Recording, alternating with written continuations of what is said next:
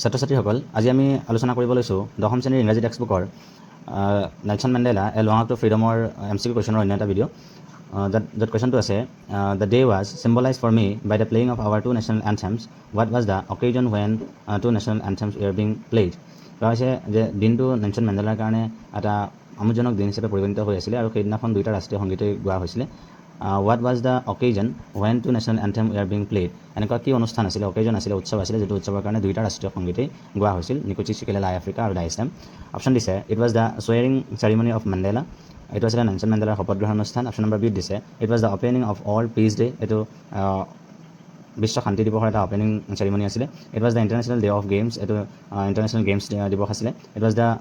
Was South Africa's new year's day আৰু এইটো south আফ্ৰিকাৰ নতুন বছৰ আছিলে আমাৰ শুদ্ধ অপশ্যনটো হৈছে it was the swearing ceremony of Mandela এইটো নেলছন মেণ্ডেলাৰ শপত গ্ৰহণ অনুষ্ঠান আছিলে তো right answer option number A 2024 অহা কুৱেশ্যন ইয়াৰ পিছত পৰৱৰ্তী কুৱেশ্যনলৈ আগবাঢ়িছোঁ read the following statements with reference to Nelson Mandela long up to freedom and choose the correct options statement 1ত দিছে on the day of inauguration Mandela was overwhelmed with the sense of history ইনাগুৰেশ্যনৰ দিনা মেণ্ডেলাই ইতিহাসৰ কিছুমান অনুভূতি তেওঁৰ মনলৈ আহিছিলে ষ্টেটমেণ্ট 2ত দিছে ষ্টেটমেণ্ট 1 ট্ৰু হ'ব ষ্টেটমেণ্ট 2ত দিছে Mandela learn that courage is not absence of fear but triumph over it Mandela এই কথাটো তেওঁ তাৰ কৰ্মজীৱনৰ পৰা শিকিছিলে যে সাহসৰ অৰ্থটো ভয়ৰ অনুপস্থিতি নহয় বাট সেই ভয়টোক বিজয় কৰাটোহে আচল অৰ্থ তো ষ্টেটমেণ্ট 2 আমাৰ ট্ৰু হ'ব তো দুইটা ষ্টেটমেণ্ট আমাৰ ট্ৰু হয় ষ্টেটমেণ্ট 1 আৰু ষ্টেটমেণ্ট 2 দুইটাই ট্ৰু হয় তো আমাৰ ৰাইট আনচাৰ হ'ব both the statement 1 and statement 2 are both the statement 1 and statement 2 are true both the statement 1 and statement 2 are true option number 4ত আছে ৰাইট আনচাৰটো আগবাঢ়িছোঁ পৰৱৰ্তী কুৱেশ্যনলৈ য'ত আছে Nelson Mandela join South African national Congress North American National Congress African national Congress Johannesburg National Congress right answer is African national Congress বহুতে আৰু কনফিউজ হৈ পেলাই চাউথ আফ্ৰিকান নেশ্যনেল কংগ্ৰেছ দি দিব আমি জানো যে নেলছন মেণ্ডেলাৰ পাৰ্টিটো আছিলে ANC যাৰ ফুল ফৰ্ম আছিলে African national Congress right answer option number C question number 2 দিয়া আছে what realization did Mandela have of his boyhood freedom মেণ্ডেলাই তাৰ শৈশৱকালৰ যিবিলাক স্বাধীনতা সেই স্বাধীনতা সম্পৰ্কে তাৰ কেনেধৰণৰ ৰিয়েলাইজেশ্যন আহিছিলে অপশ্যন 8 দিছে it is just an illusion he was born free freedom was meant for child he had no' realization right answer হ'ব option number A it was just an illusion মেণ্ডেলাই কৈছিলে যে তেওঁ শৈশৱ অৱস্থাত যিখিনি স্বাধীনতা পাইছিলে তেওঁ কৈছিলে কিছুমান স্বাধীনতা তেওঁ পাইছে শৈশৱ অৱস্থাত তেওঁৰ মাকৰ ঘৰৰ চাৰিওফালে ঘূৰিব পাৰিছে বুল চৰাব পাৰিছে বা তাৰ ঘৰৰ ওচৰত থকা যিখন ষ্ট্ৰীম আছিলে নদী আছিলে সেই নদীখনত তেওঁ গৈ পেলাই সাঁতুৰিব পাৰিছিলে তো সেই ফ্ৰীডমসমূহ যেতিয়া তেওঁ ডাঙৰ হৈ পেলাই যেতিয়া অন্যান্য ফ্ৰীডমবিলাকৰ লগত তুলনা কৰিছিল তেতিয়া তেওঁ গম পাইছিল যে সেইবিলাক ফ্ৰীডম কেৱল মাত্ৰ এটা ইলিউজন আছিলে তো তাৰ বয়সত ফ্ৰীডমবিলাক এটা illusion right answer is option number A question number 3 Thabo Mbeki was sworn in Prime Minister, First Deputy President, Second Deputy President. Right answer হ'ব First Deputy President. Thabo Mbeki ছেকেণ্ডত শপত লৈছিলে দ্বিতীয়তে শপত লৈছিলে ফাৰ্ষ্ট ডেপুটি প্ৰেচিডেণ্ট হিচাপে আৰু ইয়াৰ লগতে লাগি থকা আৰু এটা কুৱেশ্যন আছিলে মিষ্টাৰ ডিক্লাৰ্কে প্ৰথমে শপত লৈছিল ছেকেণ্ড ডেপুটি প্ৰেচিডেণ্ট হিচাপে এইটো খুব কনফিউজিং কুৱেশ্যন তো ইয়াত ৰাইট আনচাৰ হ'ব option number B Question number 4 in life every man has many obligations twin obligations no obligations four obligations আমি চেপ্টাৰত পাইছোঁ যে প্ৰত্যেকজন মানুহৰ জীৱনতে দুটাকৈ অব্লিগেশ্যনছ থাকে আৰু এটা অব্লিগেশ্যনছ আছিলে his family his parents wife and children আৰু ছেকেণ্ডটো আছিলে his people his community and country তো ইয়াত ৰাইট আনচাৰটো হ'ব option number B twin obligations আগবাঢ়িছোঁ পৰৱৰ্তী কুৱেশ্যনলৈ what does depth of oppression creates depth of অপাৰেশ্যনে কি সৃষ্টি কৰে অৰ্থাৎ গভীৰ অত্যাচাৰে কি সৃষ্টি কৰে ইয়াত শুদ্ধ উত্তৰটো হ'ব হাইটছ অফ কেৰেক্টাৰ্ছ আমি জানো যে নেলছন মেণ্ডেলাৰ দিনত যেতিয়া সাংঘাতিক ধৰণে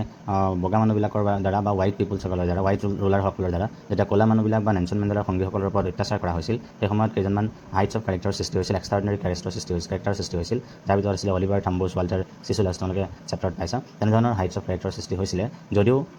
হোৱাইট পিপুলসকলৰ এইটো উদ্দেশ্যত নাছিলে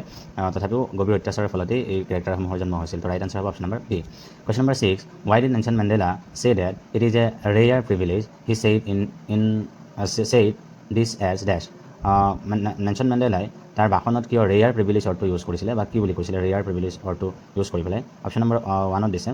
দে have been deprived of this honour they have been seldom been given this honor they have experienced it for the first time they have been chosen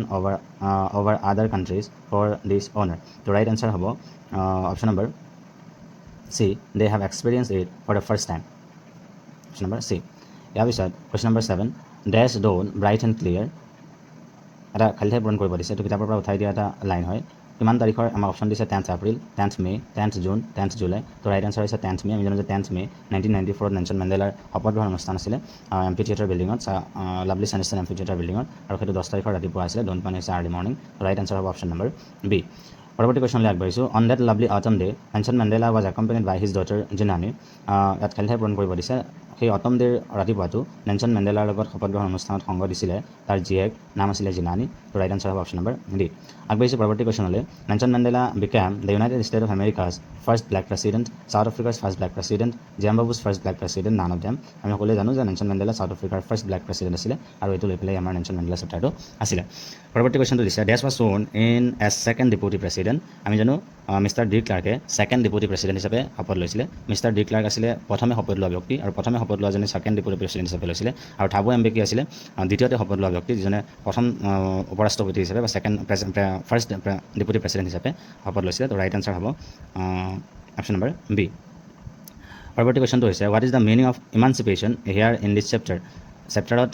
বৰ্ণিত মতে ইমানচিপেশ্যন অৰ্থটোৰ মিনিং কি আমাক ইমানচিপেশ্যন অৰ্থটোৰ মিনিং দিছে অপশ্যন দিয়া হৈছে option number A being treated differently or unfavourably B state of one's not having one's rightful benefits freedom from restrictions had a very low' opinion of তো আমি জানো যে ইমানচিপেশ্যনৰ মিনিং হৈছিলে freedom from restrictions right answer হ'ব option number C emancipation অৰ্থটো কিতাপতো আমাক ছাইডতে ৰেড অৰ্ডাৰত লিখা আছিলে তো ইয়াৰ মিনিং হৈছে freedom from restrictions question number 12 the inauguration took place on 10th May 1992, 10th May 1993, 10th May 1994, 10th May 1995 আমি সকলোৱে জানো যে ইনাগুৰেশ্যন চেৰিমনিটো অনুষ্ঠিত হৈছিল 1994ৰ 10th May তাৰিখে